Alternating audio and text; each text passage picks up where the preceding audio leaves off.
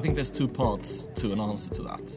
On one hand, the steel industry may need to think beyond steel, not just kind of repeating what has been already been done, finding the kind of new usages for steel, but kind of thinking, is there in our modes of production, are there in the kind of combined know-how we have, other areas we could expand into? So I believe every industry needs to also think about transcending itself. The second is, and this is more difficult in a sense, is to capture all the knowledge that are in the steel companies, in the organizations that represent. Not just those in the R&D department or in top management, but down to the very kind of lowest rungs of the hierarchy, down to the kind of street level work. Because often companies fail to see that they already have all the ideas, all the innovations they need, but they simply aren't that very good at looking for them and finding them.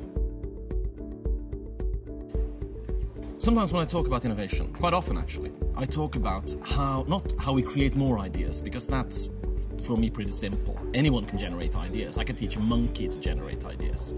What's more important is how good we are at killing ideas. We're all like idea killer ninjas. We're silent but deadly. We can kill ideas without even using words. I sometimes said that the most efficient idea killer in any organization isn't a bad boss or a crappy process. It is our tendency to go, meh, of just shrugging or yawning or laughing at ideas. There are so many small ways in which we can communicate to our fellow man, I don't think you're smart enough, I don't think you're good enough, I don't even want to engage with your idea.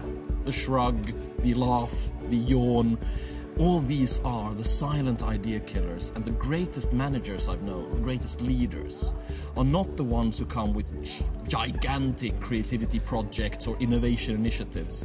They're the ones who go into the organization and say, no, stop. Now we're not yawning, now we're not crossing our arms, now we're not moving on to the next point in the agenda. We're going to stop, we're going to talk about this idea, and we're going to show respect to the person who came with it. No matter who he or she is, no matter what the idea is, that they should use respect rather than letting ideas die.